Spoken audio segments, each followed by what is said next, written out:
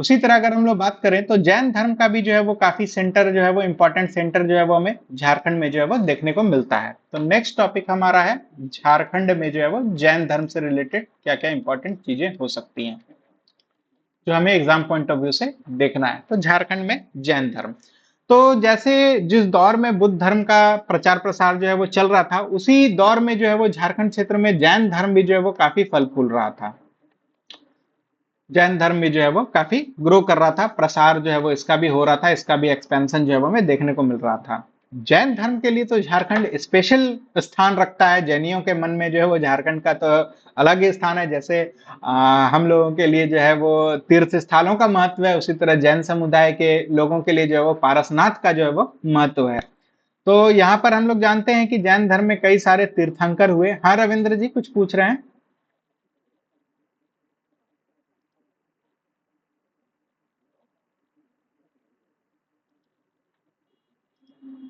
क्या कैप्चर करने की कोशिश कर रहे थे? यहाँ से धीरे धीरे बौद्ध धर्म समाप्त हो गया ना। शशांक के उत्पीड़न के बाद यहाँ बौद्ध धर्म लगभग समाप्त हो गया। सिर्फ यहाँ ही नहीं, पूरे बिहार झारखंड वाले क्षेत्र में जो है वो सारे सेंटर्स को जो है वो उन्होंने नष्ट कर दिया। उसके बाद और मुस्लिम शासक जो आए वो और उत्पीड़क स्वभाव के थे। उन्होंने तो पूरा यूनिवर्सिटी ही जला दिया, पूरा नष्ट ही कर दिया बौद्ध धर्म को।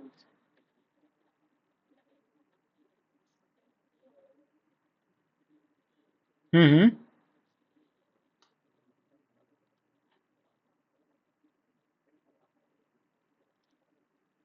बिल्कुल रास्ता, बिल्कुल ये रास्ता था। तो मैंने अभी बताया ना कि मगध का क्षेत्र जो है वो इंपॉर्टेंट था, और कौटिल्य जो है वो मगध के क्षेत्र पर कंट्रोल करने के लिए तीन चार रीजन बताए कि क्यों मगध के क्षेत्र को कंट्रोल करना था।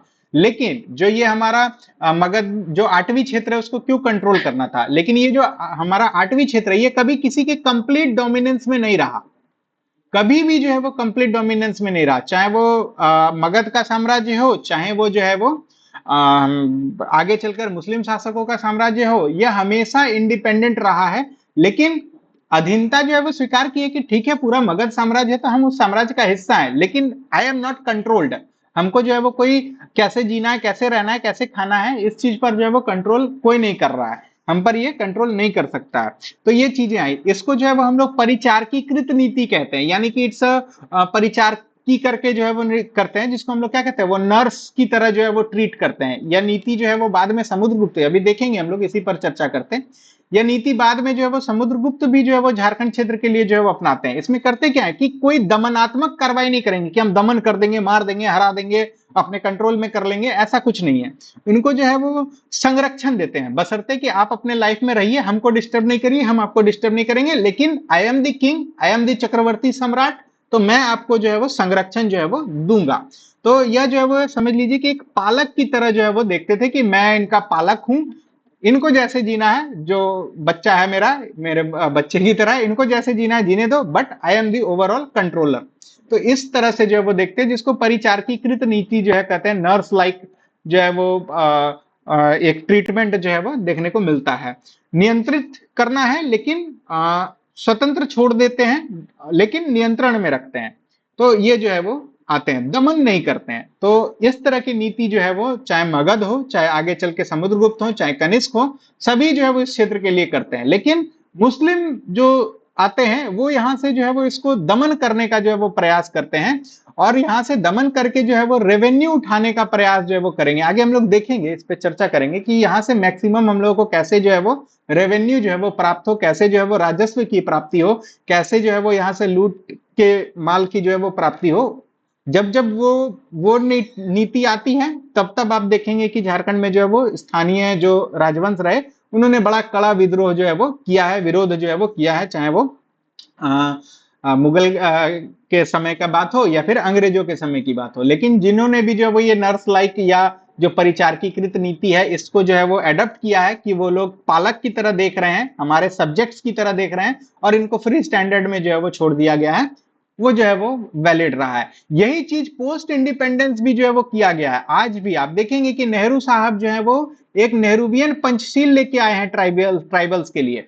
तो आपने पढ़ा होगा, नहीं पढ़ा है तो हम लोग देखेंगे पोस्ट इंडिपेंडेंस तक जब पहुंचेंगे तो वहां पर इनको जो है वो इनके लाइफ स्टाइल में जो है वो जीने के लिए जो है वो छोड़ दिया गया है, ऐसी पॉलिसी जो है वो अपनाई गई है। तो ये नेहरूवियन पंचशील ऑन ट्राइबल्स जो है वो आया है, ये हम लोग आगे भविष्य में चलकर चर्चा करेंगे, अभी तो हम लोग बहुत इतिहास में शुरुआत ही किए हैं।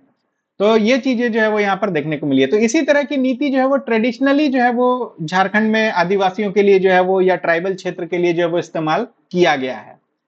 तो यही चीज जो है वो मगध भी इस्तेमाल कर रहा था, यही प्रोसेस जो है वो मगध भी यूज कर रहा था। क्लियर है रविंद्र जी? चलिए आगे बढ़े। चलिए, तो हम लोग जो है वो जैन धर्म के बारे में जो है वो चर्चा कर रहे थे। तो जैन के जो है वो हम लोग जानते हैं कि जो 23वें तीर्थंकर हैं, 23rd, जिनका नाम जो है वो पार्श्वनाथ था, इनको जो है वो यहाँ पर निर्वाण प्राप्त हुआ था इसी पारसनाथ के पहाड़ी में, जो आज के डेट में गिरिडीह जिला के अंतर्गत पड़ता है और झारखंड का सबसे ऊंचा चोटी भी है, 1365 मीटर, 1365 मीटर है, जिसको सम्मेद शिखर जी के नाम से भी जो है वो जाना जाता है। सम्मेद शिखर जी के नाम से जो है वो जाना जाता है। इसके अतिरिक्त यहाँ पर हम लोग जानते हैं कि ये जो पार्श्वनाथ थे, इन्हीं के नाम पर यह जो है वो पारसनाथ पहाड़ी भी जो है वो पड़ी, पारसनाथ पहाड़ी। ये इसका मूल तथ्य है। कुछ लोग ऐसा तर्क भी देते हैं कि एक पारस पत्थर हुआ करता है, जिसको जो है वो लोहे में सटाने से वो सोना में बदल जाता है, ऐसा मैथोलॉजी है, ऐसा लोग कहते हैं कि यह भी जो है वो इस क्षेत्र में जो है वो यहाँ के जंगलों में, यहाँ के गुफाओं में जो है वो पाया जाता था, इस वजह से इसका नाम जो है पारसनाथ है। But this is actually incorrect, ये गलत बात है। तो ऐसा कोई पत्थर है नहीं, या पता नहीं जो भी है। तो ओरिजिनल रीजन ये है कि पार्श्वनाथ के वजह से जो है वो पारसनाथ की पहाड़ी जो है वो जानी जाती है। और इनको जो निर्वाण प्राप्त हुआ था, ये लगभग जो है वो 8th सेंचुरी बीसी की बात है, 8वीं शताब्दी बिफोर क्राइस्ट की जो है वो लगभग बात है। इसके अलावा जो है वो आप देखेंगे कि जो पारसनाथ पहाड़ी है, इनमें जैन के 20 तीर्थंकरों को जो है वो निर्वाण प्राप्त हुआ है। 24 में से 20 को जो है वो यहाँ पर प्राप्त हुआ है। सब आप जब पारसनाथ घूमने जाएंगे तो आप देखेंगे सब जो जो हैं उनके टोंक बने हुए हैं, जो सेंटर्स हैं वहां पे उनके फुटप्रिंट्स जैसे बनाए हुए हैं, टेबल नुमा स्ट्रक्चर जैसा बना के, अब तो बहुत उनमें मार्बल टाइल वगैरह सब लगा दिया गया, मतलब संरक्षित किया गया है। तो अब जो है वो टोंक के नाम से जो है वो जाने जाते हैं। तो पूरी पहाड़ियों पे 3 पहाड़ी नुमा स्ट्रक्चर हैं, इनमें से जो सबसे ऊंचा है ये सम्मेद शिखर जी हैं। तो ये जो है वो यहाँ पर देखने को मिलता है, और ये पूरे पहाड़ियों में पूरे रास्ते में जो है वो ये टोंक जो है वो आपको देखने को मिलेगा। आप जब भी जाएंगे, कहीं पे हल्का नीचे है तो कहीं पे ऊपर है, तो इस तरह से जो है वो टोंक है, जो इन जो थे तीर्थंकर थे, उनका जो है वो फुटप्रिंट्स या पद चिन्ह को जो है वो मान करके जो है वहां पे पूजा और श्रद्धा स्थल जो है वो माना जाता है। तो मोस्ट इंपॉर्टेंटली 23वें तीर्थंकर पार्श्वनाथ जो है वो पारसनाथ से जो है वो रिलेट करते हैं, इसी पहाड़ी पर उनको निर्वाण प्राप्त हुआ, लगभग 8th सेंचुरी बीसी की यह बात है। वर्तमान में इस पहाड़ी की ऊंचाई 1365 मीटर है। इसको सम्मेद शिखर जी के नाम से भी जो है, जो उसका टॉप है उसको सम्मेद शिखर जी के नाम से भी जो है वो पुकारा जाता है। इसके बाद जो है वो आप देखेंगे कि झारखंड का जो मानभूम क्षेत्र है, मानभूम जो क्षेत्र रहा, यह जो है वो जैन सेंटर था। जैन का बहुत इंपॉर्टेंट सेंटर जो है वो हमें महत्वपूर्ण केंद्र जो है वो देखने को मिलता है। और यहाँ पर भी अगर हम लोग देखें तो कुछ सेंटर्स हैं, जैसे पकबीरा, इसके अलावा जो है वो हम लोग बात करें तो पलमा, इसके अलावा अगर हम लोग बात करें चर्रा, गोलमारा, ये सब जो स्थान है, यहाँ से जो है वो कई सारे अवशेष ऐसे मिले हैं जो जैन धर्म से रिलेटेड जो है वो रहे हैं और काफी इंपॉर्टेंट सेंटर थे। वस्तुतः अगर देखें तो मानभूम जो है जैन धर्म का सांस्कृतिक सेंटर था, कल्चरल सेंटर जो है वो था। मानभूम जो है वो जैन धर्म का, स्पेसिफिकली अगर देखें हम लोग तो जैन धर्म का जो है वो सांस्कृतिक सेंटर जो है वो मानभूम जो है वो माना जाता है। इसके अलावा जो है वो आप देखेंगे कि जो डाल्टन थे, जिनके नाम पर डाल्टनगंज है, जो कमिश्नर थे यहाँ पे, उनके अनुसार कंसई और दामोदर नदी, ये दोनों का तट, कंसई और दामोदर, ये दोनों का जो तट है, ये अकॉर्डिंग टू डाल्टन है, उन्होंने अपनी जो द कोल्स ऑफ छोटा नागपुर जो पुस्तक लिखी है उसके अनुसार जो है वो बताया है कि कंसई और दामोदर नदियों के घाटियों में जो है वो कई अवशेष मिले हैं, जिनमें जैन मंदिर भी थे, जिनमें जैन मंदिर भी जो है वो प्राप्त हुए हैं, जिनके अब सिर्फ अवशेष बच गए हैं, रुइंस हैं। तो कंसई और दामोदर रिवर्स के बैंक पे जो है वो डाल्टन का कहना है कि जैन मंदिर के अवशेष जो है वो प्राप्त हुए हैं, जो यह प्रमाणित करता है कि इस क्षेत्र में जैन धर्म का जो है वो व्यापक प्रचार प्रसार रहा होगा। एक प्राचीन ग्रंथ है जैन का आचारांग सूत्र। आचारांग सूत्र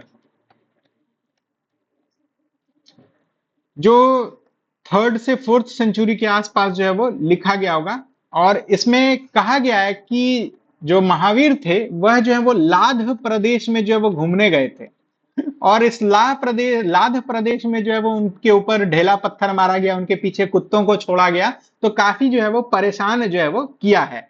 और इस लाध प्रदेश में भ्रमण का जो है वो जिक्र जो है वो महावीर का जो है वो किया गया है। और यह जो है वो लाध क्षेत्र यही मानभूम और बंगाल के, झारखंड के बंगाल से सटे हुए जो इलाके हैं, उन इलाकों में जो है वो आज भी इस तरह के जो है वो क्षेत्र का चर्चा जो है देखने को मिलता है। यह शब्द आज जो है वो राध शब्द से जो है वो रिलेट करता है, और कई सारे ऐसे जगह हैं, अपभ्रंश हो गया, यह लाद का अपभ्रंश हो गया, और कई सारे बंगाल में ऐसे जगह है आज भी जिसका नाम के पीछे जो है वो राध शब्द जो है वो आपको देखने को जो है वो मिलेगा, खास करके बांकुड़ा के इलाके में। तो वहां पर जैसे इधर हमारे यहाँ होता है ना रांची में, टोली सब के पीछे जैसे क्या है वो सीरम टोली अभी चर्चा में है, कांटा टोली, इस तरह से, या फिर जो है वो आप इधर बंगाल साइड में आएंगे तो डंगाल, ये जो है वो देखने को मिलता है, पाड़ा, ये सब शब्द जो है देखने को मिलता है ना एरियाज को जो है वो डिफाइन करने के लिए। उसी तरह राध शब्द जो है वो बांकुड़ा के आसपास में बहुत सारे गांवों को, प्रखंडों को जो है वो उसके नाम के पीछे ये जुड़ा हुआ देखने को मिलता है। एंड दिस इज अभ्रंश ऑफ इसी लाध। और कहा गया है कि जो है वो महावीर जब इस लाध प्रदेश में भ्रमण कर रहे थे तो इनको काफी तंग किया गया था, काफी जो है वो डिस्टर्ब जो है वो किया गया था। तो ये भी जो है वो आचारांग सूत्र में जो है वो प्रमाणित होता है कि ये जो है वो है। और इसमें लिखा गया कि धृष्ट जातियों द्वारा इनको जो है वो तंग किया गया, इनको जो है वो डिस्टर्ब किया गया, और निश्चय ही जो है वो धृष्ट जाति जो है वो ये यहाँ की जनजातियां ही जो है वो रही होंगी इस क्षेत्र की। इसके बाद फिर पलामू में जो है वो हनुमंड गांव है, पलामू का हनुमंड गांव सतबरबा के पास है। यहां से भी जो है वो जैन के जो है वो कुछ पूजा स्थल जो है वो जैनियों के प्राप्त हुए हैं। तो ध्यान रखना है कि हनुमंड गांव जो है वो रिलेट करता है जैन धर्म से, जो पलामू में है। उसी तरह कर्रा और कतरास धनबाद के पास है। यहां से भी जो है वो जैन संबंधी जो है वो जैन सभ्यता से संबंधित जो है वो अवशेष जो है वो प्राप्त हुए हैं। इसके अलावा जो है वो तेलकुप्पी, यहां से भी जो है वो मंदिर मिला है, मंदिर के अवशेष मिले हैं, जैन संस्कृति का एक केंद्र था,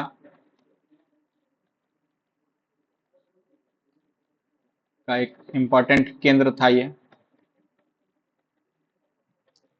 तो इस तरह से हम लोग देख रहे हैं कि झारखंड में भी जो है वो कई क्षेत्रों से जो है वो मिले हैं। इसके अलावा सिंहभूम में अगर हम लोग बात करें तो सिंहभूम के जो ओरिजिनल आरंभिक जो लोग थे ये जो है जैन मतावलंबी ही थे, जैन मत को जो है वो मानते थे, जैन मत में जो है वो विश्वास रखते थे, जिनको सरक कहा जाता था, सरक।